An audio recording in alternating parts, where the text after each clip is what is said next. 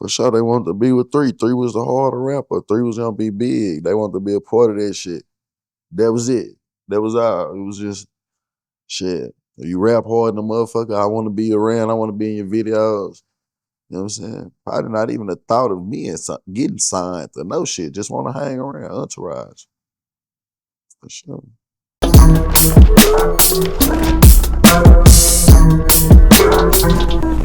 And man, what we gonna do? We gonna know all this shit go deep, but I want to end it on a good note. We talk about one of the experiences that I've kind of heard as far as with you and Mo, and kind of ended on a, you know what I'm saying, like a positive note, man. So I know y'all was traveling and doing music. So tell me about y'all El Paso trip. Y'all going out there opening up for Boosie, and you know what I'm saying. You rapping, you doing your thing. You with Mo3, y'all good. Like walk us through that experience. Man, me and 3 was broke in a bitch. You said That y'all was was this what? broke in a bitch. Yeah. We broke the Greyhound all the way to El Paso. Yeah. I'm talking about looking bad, feeling bad. But we just knew we wanted to get to this show because shit, Boosie was my nigga favorite rapper. Yeah. So shit, that's what the El Paso shit, like a Boosie jam or Boosie bash or some shit like that. Yeah. So I'll probably be wrong. I just know Boosie was performing, he was letting 3 perform. Yeah. Some shit like that. So when we get out there, he had got us a nice room. You know, we still young. We really ain't never been in no shit like this. So shit, we super excited about this shit. I just remember that how just used to rub his hand together like, yeah, bitch, we lit. Bitch. I got to help perform, and I was behind him rapping his song word for word. Like I said, I used to know all the. I was one of his biggest fans / supporters. No bullshit. Yeah. Yeah, he was hard. I feel like he was. I always knew he was really gonna be big. I feel like he should have been bigger though. For sure. So y'all rode the bus out there. Oh God. First time riding the Greyhound. Yeah. So when y'all on the bus, what that nigga talking about? What he say? That nigga happy than the motherfucker ain't. Now, we really just cracking jokes, playing. He sleep the whole time. I'm recording him because he ain't got no goddamn socks on, his feet out. Nigga just high side the whole time. Playing. So yeah, just talking shit the whole ride. And when y'all show up, bro, what Boosie on? What Boosie talking about? I ain't gonna lie. I kind of like got something against invade people personal space. So it's kind of like whatever 3 had, I don't even too much remember seeing Boosie like that. Got it. Like, you know what I'm saying? I was fucking with bro, and if he probably was talking to Boosie or something, he probably did it on his own time or something. Got you. And so when y'all on stage and performing, it's just y'all two? Yeah. How many people are there? A lot of people. It was like a big ass arena. Got it. So just describe to me that feeling, bro. You in there, you with your partner, bro. Y'all on stage, opening up for Boosie, his favorite artist. Like, you know what I'm saying, nigga? And then even for you to be a fan of his music and shit like that, nigga, you on stage, bro. Like, not a lot of people get the experience performing in front of thousands.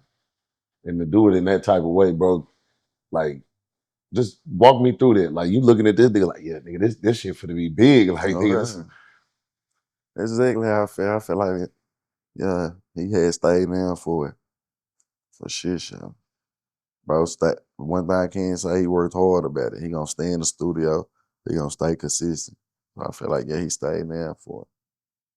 Then just the fact that he was hard, you know, a lot of people blow up rapping, but I feel like he was super hard. So when the world heard him, like, it was gonna be different. I feel like he was gonna be real big. Yeah. Bullshit. You back there ad-libbing and shit, nigga. Is it hard? Cause that nigga rap fast in the bitch. Or was it hard to ad-lib his shit and back his shit up? Yeah, man, I used to know his shit word for word. He was singing and everything.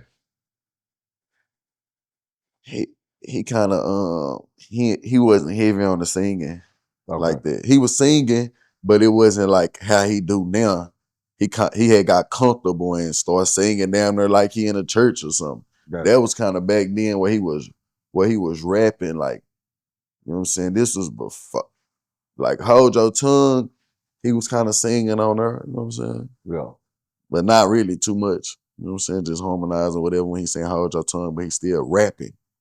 So all his songs were basically like him just rapping fast, not less singing at that time. Gotcha. And man, so We move on past the Mo3, bro. I appreciate you for opening up and talking about it, bro. I know that's got an effect on you. You know what I'm saying? And now what I want to talk about is just is you and your influence. So you being one of the pioneers of music in the Grove and kind of influencing a lot of artists, you know what I mean? Even artists that ended up going to fuck with Mo3 and stuff. So you really kind of a gatekeeper of the Grove. You feel me? Let's talk about your influence as a rapper and what do you feel like your impact is to the Grove and your influence as far as in the music scene. I feel like I got a big I feel like I play a real big part. I feel like anything that was just going on from my block, my side, it had came through me. You know what I'm saying? Cause yeah, I opened some doors for a few niggas. Who you open doors for? I feel like Lil Nana, he could have got bigger. He did. He had a nice little run just to be a young nigga that he didn't probably get everything he wanted out that shit. But for sure, anything that came with him, shit, Pablo Grams, he wanted to rap. Me and him wasn't even thugging in the streets like that. But I just wanted to rap. I seen him how hard he was rapping, how much he putting his money in that shit. Shit, I feel like I put him in that mid. Lil Mel, you know what I'm saying? Even though that was my partner, it was like a day one partner, but shit, I in the peak of my career, dropping songs and videos with him, songs that I know probably wasn't good for me rapping, but he was hard on them motherfuckers and they gonna sound good, look good for him. So, just a few people I feel like I done went out my way to put you in a situation like Lil Royalty, free Lil Royalty. He was hard on the motherfucker. I put him in the studio for the first time. You know what I'm saying? Yeah. So I ain't gonna just say put him in a studio or I put him in a real studio for the first time. So when he ain't rapping off his phone and making songs off his phone and doing, you know what I'm saying? Yeah. So like, because were you one of the ones that had that was had your hand in and pushing the stretch gang, right? Yeah, for the most part. Yeah, got you. So what about Number 7? What's your relationship like with him? Uh, that was my little partner. I feel like he had crossed me.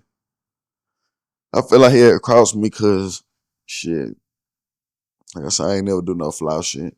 And you was like with me. It ain't like you was just my partner. You was like up under me. I'm taking you out of town with me out. Calling me, asking me for a couple dollars or something. And then just imagine one day and then call you, ask you for, hey, man, let me see this. I'm finna make a play on this real quick and then bring you back the money. And then the next day, you on a video playing Yellow Beezy for 3 while we getting into it. What you on, bro? You ain't even know this nigga. Like, it's just kind of weird to me. So we fell out strictly about that. Like, you weird, bro. Don't come around no more. You know what I'm saying? So while Mo3 and Yellow Bees they was into it or something, and then Number 7 went and played Yellow. Mo3 was kind of like trying to mock Yellow Bees in a video or something. And he put Number 7 to play Yellow Bees in the video. Oh, okay, gotcha. For sure. But I'm like, nigga, how the fuck you in this video? Like, Okay, so at this point, you and Mo3 had kind of went separate ways. yeah. Gotcha. And so then because he ended up signing with Mo3, right? Yeah, that's why that's what had happened. It Gotcha. was like a he played him in the video, boom. Me and bro have our differences. Me and 3 have our differences. But now me and bro having differences because you played this in the video. So 3 like, let me sign this little nigga to be able to get him and whatever came with his side of my hood. You know what I'm saying? Right. To put a little split in my hood. Gotcha. Because now this your little homie that you done broke bread with, brought him around, and then pretty much he chose sides against the nigga that's been feeding type shit. For sure, they wanted to be with 3. 3 was the harder rapper. 3 was gonna be big. They wanted to be a part of that shit. That was it. That was all. It was just shit. You rap hard in the motherfucker. I want to be around. I want to be in your videos. You know what I'm saying? Probably not even a thought of me and getting signed or no shit. Just want to hang around, entourage. For sure. And what effects did that have on? Because y'all both from the same area, right? Hmm. Who? You and Number 7. Yeah. Yeah. We from the same area. Okay. We from the same area. It's just a little different. He from up the street in that area. I'm from down the street in that area. Okay. So it's kind of like growing up, we kind of like, he from that area. That's real. That's real. You probably.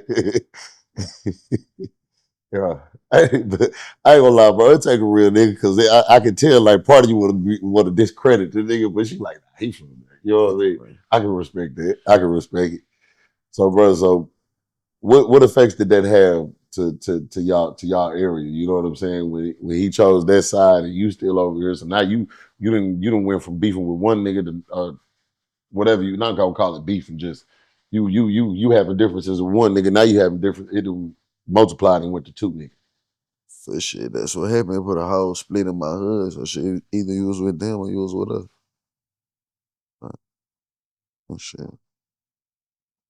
that's just how it happened. And shit still started happening. And shit, it was beef that was bigger than shit. Mo3, it was beef that was bigger than Bedo, really, at this point, because it's two sides and you got young niggas doing shit to them, you got the other young niggas, and anything come from my side, motherfuckers gonna put my name on it. But I Yeah, probably didn't even know this type of shit existed. You know what I'm saying? got you. So, because I know the Stretch Gang, well, you pretty much Stretch Gang big homie, and then Stretch Gang they was into it with BFG, right? So when they into it with BFG, like what position does that put your hood in? You know what I'm saying? These little niggas done cross you. Y'all both from the same spot, but then they going and beefing. So did y'all unite to kind of handle those situations, or did y'all just kind of say fuck them niggas, or did some of So that shit still come your way? who is the situation? You said like that men Stretch Gang unite. I mean, Like you and your homies, you know what I'm saying? You and the older people, y'all like the older niggas in the grove. Did y'all rock with these young niggas, or did y'all just let them young niggas go on about their business? that beef came from me. So it was like I was kind of like stuck in the the the Stretch Gang BFG beef stemmed down from when I went to jail when I was a young nigga for them people getting shot. Okay, So over time, we having our young niggas and Stretch Gang end up being our young niggas and BFG end up being their young niggas. gotcha. You know what I'm saying? But since we like so close, it kind of like I was older. It was kind of like a lot of shit had simmered down, and it was just basically these young niggas beefing with each other. You know what I'm saying? Yeah, But it still was like shit, y'all the other side, but they was more or less having what they had going back and forth. I don't really feel like, mm, I don't know. I don't know how serious it got or if it was just some rap shit, to be honest. But no, our beef was serious. I don't know what they beef was like. You know what I'm saying? gotcha. So you beefing with like Strap and them big homie type deal, like the big homies of BFG. For sure. They was called something else, but yeah, for sure. I actually grew up around Strap though. Right. He was he lived in my hood. So like I feel like I think before he lived in my hood, he kind of like claimed New Orleans because we was young. At that point in time, you probably ain't jump out porch. I ain't saying he not from wherever he at, but I know little bro been around.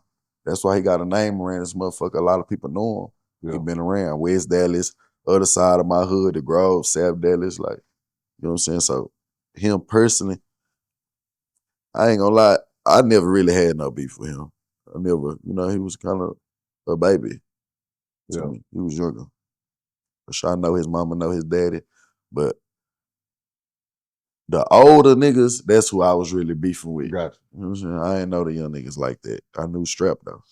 Gotcha. So when your young niggas into it with him, is you intervene like, hey, let that nigga make it, or, you know what I'm saying? Don't fuck with Oh you. nah, cause like at that point in time, even though I'm not knowing these young niggas, it's still at that point in time, like kind of like my beef a little bit.